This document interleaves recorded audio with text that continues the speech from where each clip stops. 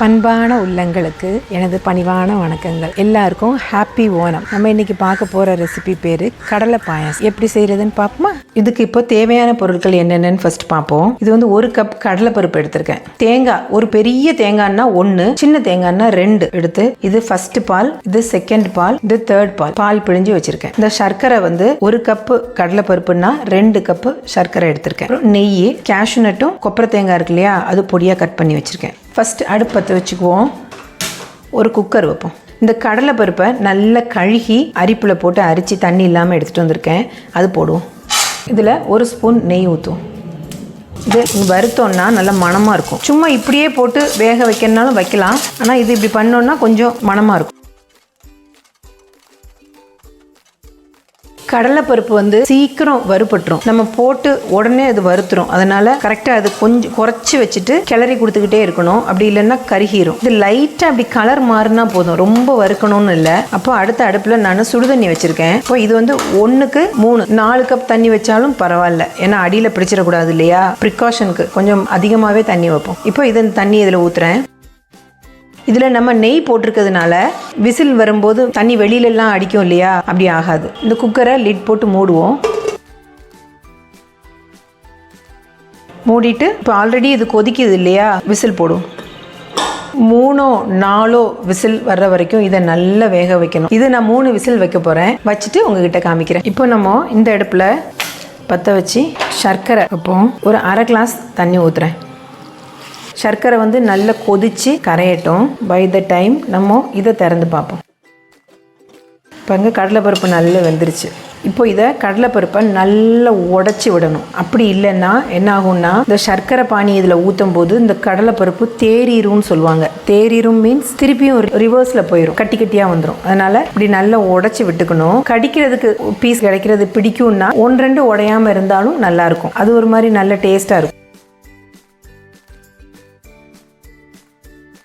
இப்போது இந்த அடுப்பு பற்ற வச்சுக்குவோம். இதை நான் நல்லா உடச்சி விட்டுருக்கேன் இல்லையா. இப்போ இந்த உருக்கி வச்சுருக்க சர்க்கரையை அரிச்சு ஊற்றிக்குவோம். அதில்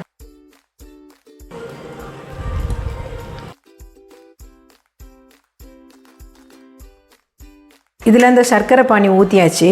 இப்போது இது கைவிடாமல் கிளறணும், அடி பிடிக்க விட்டுறக்கூடாது.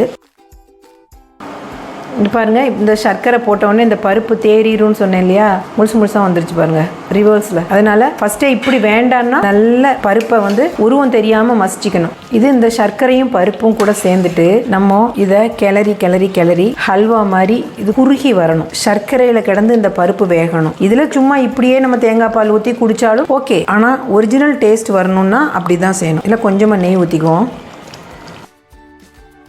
இது வந்து கொஞ்சம் அடி கனமான பாத்திரம் வச்சுக்கணும், இல்லைன்னா அடியில் பிடிக்கும் உடனே. அதே மாதிரி எல்லா இடமும் தெறிக்கும். அதனால் கொஞ்சம் தள்ளி இருந்து கவனமாக செய்யணும். சிலவங்களுக்கு இப்படி இந்த பருப்பு இருக்கிறது பிடிக்காது. அதனால் மத்து வச்சு கடைவாங்க, இல்லைன்னா மிக்சியில் போட்டு அதை அரைச்சி எடுத்துருவாங்க. எங்கள் வீட்டில் இது கடிக்கிறதுக்கு ஒரு மாதிரி நட்ஸ் கடித்த மாதிரி நடுவில் கடிச்சிட்டு குடிக்கிறதுக்கு நல்லாயிருக்கும். அதனால் நான் ஃபுல்லாக மேஷ் பண்ணாமல் இப்படி வச்சுருக்கேன். இதில் வந்து ஃப்ளேவருக்குன்னு இப்போ இன்றைக்கி ஒன்றுமே போட போகிறதில்ல.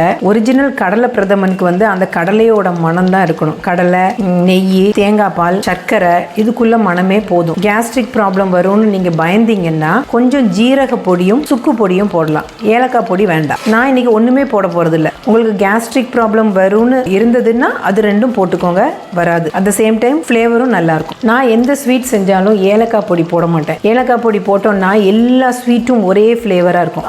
அந்த ஸ்வீட்டுக்குன்னு ஒரு இண்டிவிஜுவல் ஒரு ஃப்ளேவர் இருக்கும் இல்லையா, அது வராது. ஏலக்காய் தான் முன்னாடி வரும். இந்த சர்க்கரை போட்டதுக்கு அப்புறம் நம்ம எப்படி மசிச்சாலும் இந்த பருப்பு மசியாது. கோவில்ல அரவணைன்னு ஒரு பாயசம் கிடைக்கும் இல்லையா, சபரிமலையில எல்லாம் அதுதான் ஃபேமஸ். அது இப்படிதான். சாதம் நல்ல குழைய வேக வச்சுட்டு இந்த சர்க்கரை பானி ஊத்துனதுக்கு அப்புறம் அது தேறிரும்னு சொல்லுவாங்க. பழைய மாதிரி அது ரிவர்ஸ்ல அரிசி மாதிரி ஆயிரும். அரிசியை ஊற வைப்பாங்களா, அரிசி வேகாம போடுவாங்களா அப்படின்னு நம்ம நினைப்போம் இல்லையா. அரிசி கரெக்டா வேக வச்சிருப்பாங்க, ஆனா அது சர்க்கரை போட்டதுக்கு அப்புறம் அது ரிவர்ஸ்ல வந்ததுனால அப்படியே ஒரு மாதிரி முழிச்சிட்டு இருக்கும் அரிசி.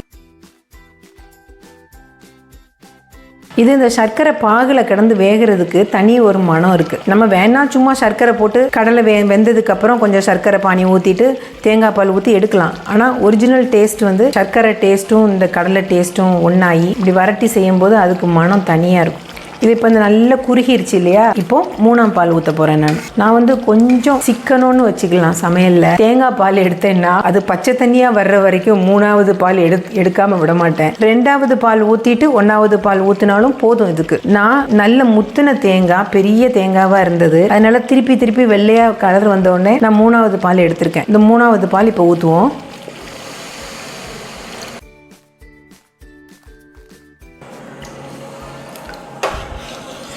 இது கடலை பருப்புங்கிறதுனால உடனே திக்காயிரும். நல்ல நீங்கள் கரெக்ட் கன்சிஸ்டன்சியில் இறக்குனீங்கன்னா அப்புறம் அது சக்கரை பொங்கல் மாதிரி கட்டி ஆயிரும். அதனால கொஞ்சம் தண்ணியாக இருக்கும்போது இறக்குனீங்கன்னா தான் நம்ம சாப்பிடும்போது கரெக்டாக வரும். இந்த பிரதமன்கிறது என்னன்னா இப்படி தான், தேங்காய் பால் சர்க்கரை சேர்ந்த பாயசத்துக்கு பேர் தான் பிரதமன். இனி இந்த பாலும் ஊற்றிட்டு நல்லா கொதிச்சு குறுகி வரணும். 3ஆம் பால் ஊற்றணும் இல்லையா? ஊற்றுனதுக்கு அப்புறமும் நம்ம கிளறி கொடுக்கணும். அது வெந்து வெந்து வெந்து குறுகி வரும். அதுக்கப்புறம் நம்ம 2ஆம் பால் ஊற்றணும். இது வந்து நம்ம நல்லா ஃபர்ஸ்ட் சர்க்கரையில் வரட்டணும் இல்லையா? அதுக்கப்புறம் 2ஆம் பால் ஊற்றி 1ஆம் பால் ஊற்றி உடனே இறக்கணுனாலும் இறக்கலாம். ஆனால் அந்த 3ஆவது பாலில் இருந்து இப்படி கொஞ்சம் கூட வேகும் போது அது ஒரு நல்ல டேஸ்ட்டாக இருக்கும். எந்த ஸ்வீட் செஞ்சாலும் கொஞ்சம் உப்பு போட்டோம்னா அந்த ஸ்வீட் எடுத்து கொடுக்கும்னு சொல்லுவாங்க. அதனால ஜஸ்ட் பிஞ்ச் ஆஃப் சால்ட் போடுவோம்.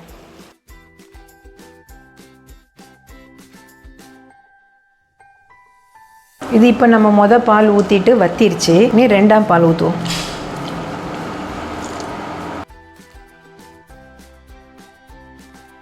இனி இது நல்லா கொதிக்கணும். கொதிச்சதுக்கப்புறம் நம்ம லாஸ்ட்டில் ஃபர்ஸ்ட் பால் அது ஊற்றிட்டு ஜஸ்ட் சூடானதுக்கப்புறம் எடுக்கணும். இது இந்த இடத்துல இருந்து கொதிக்கட்டும். இதில் நான் கொஞ்சம் நெய் ஊற்றிருக்கேன். இதில் நம்ம வெட்டி வச்சுருக்கோம் இல்லையா கொப்பரை தேங்காய், அது போதும்.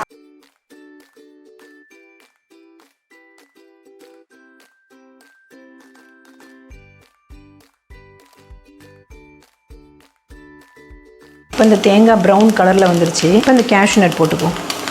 உங்களுக்கு கிஸ்மிஸ் போடுறது பிடிக்கும்னா கிஸ்மிஸ் போட்டுக்கோங்க. கிஸ்மிஸ் போட்டால் ஒரு புளிப்பு வரும், அதனால் நான் கிஸ்மிஸ் போட மாட்டேன். இப்போ இந்த தேங்காயும் கேஷ்யூ நட்டும் ரெடி ஆயிடுச்சு. அடுப்பு மாற்றிக்குவோம். நம்ம இது கிளாஸில் குடிக்கிறதா இருந்தால் இது போதும். இந்த கன்சிஸ்டன்சியில் தேங்காய் பால் ஃபர்ஸ்ட் பால் ஊற்றி ஆஃப் பண்ணிடலாம். ஏன்னா இது கடலை பருப்புங்கிறதுனால ஆறும்போது இன்னும் கட்டி ஆகும். பிரதமன்கிறது வந்து கொஞ்சம் சர்க்கரை பொங்கலை விட கொஞ்சம் தண்ணியாக இருக்கும், அவ்வளோதான். லூஸாக நம்ம கிளாஸில் குடிக்கிற அளவுக்கு இருக்காது, கொஞ்சம் கட்டியாக தான் இருக்கும். இந்த பிரதமன் வந்து நிறைய பிரதமன் செய்யலாம். அடப்பிரதமன் தான் ஃபேமஸ், ட்ரெடிஷ்னல். இந்த கடலை பிரதமன் செய்யலாம், சிறுபருப்புல பிரதமன் செய்யலாம், வாழைப்பழம் இருக்கு இல்லையா, நேந்திரம் பழம் அது வச்சுட்டு செய்யலாம், சக்கப்பழம் பலாப்பழம் இருக்கு இல்லையா அது வச்சுட்டு செய்யலாம், பலாக்கொட்டை இருக்குல்ல அது வச்சுட்டு செய்யலாம், சேனை வச்சுட்டு செய்யலாம், அப்படி நிறைய பம்கின் இருக்குல்ல சக்கரை பூசணிக்காய் அது வச்சுட்டு செய்யலாம். நிறைய பிரதமன் இருக்கு. எல்லாத்துக்குமே ப்ரொசீஜர் இப்படி தான். வேக வச்சுட்டு சர்க்கரையில் போட்டு நல்லா வதக்கிட்டு தேங்காய் பால் ஊற்றும். பைனாப்பிள் பிரதமன் செய்யலாம். இப்போ இது நல்ல ஒரு விதம் குறுகி வந்துருச்சு. First ball ஊற்றுவோமா? ஃபர்ஸ்ட் பால் ஊற்றும் போது அடுப்பை குறைச்சி வச்சுட்டு, நான் கட்டியாக எடுத்திருக்கேன் பால்.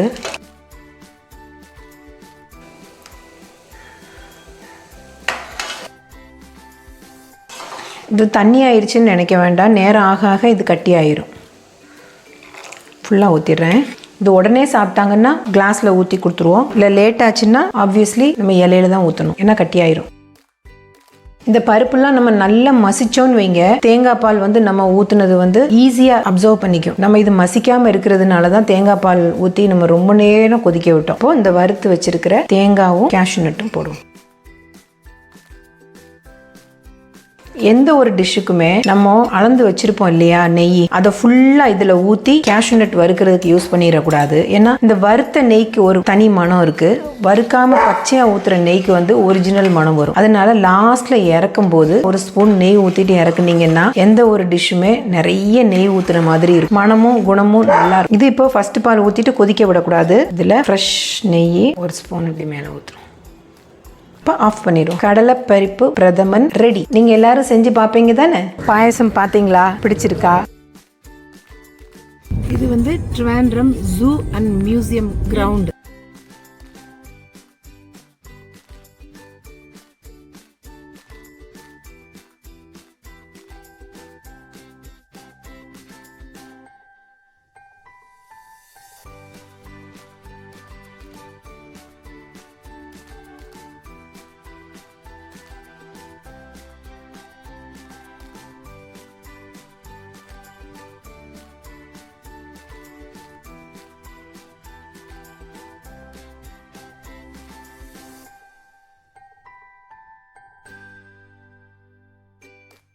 இங்கே எங்கே சுற்றி பார்த்தாலும் கண்ணு கெட்டின தூரம் வரைக்கும் full and full of flights.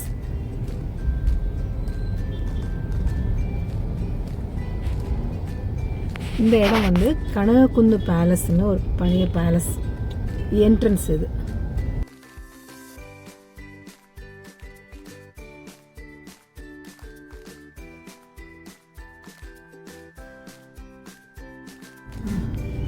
இதுதான் ட்ரிவாண்ட்ரம் கார்ப்பரேஷன் ஆஃபீஸ்.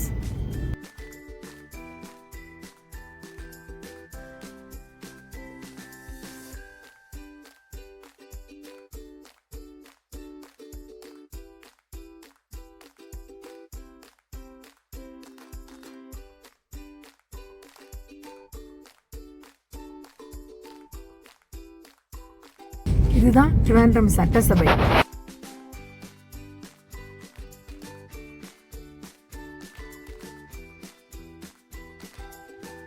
எங்கள் ஊர் ஓணம் பார்த்தீங்கல்ல, வருஷம் இப்படி தான் லைட்டு பயங்கரமாக இருக்கும். இப்போ 3 வருஷமாக இல்லை, இந்த வருஷம் தான் திருப்பி தொடங்கியிருக்காங்க. அப்போ எல்லாருக்கும் ஹாப்பியஸ்ட் ஓணம்.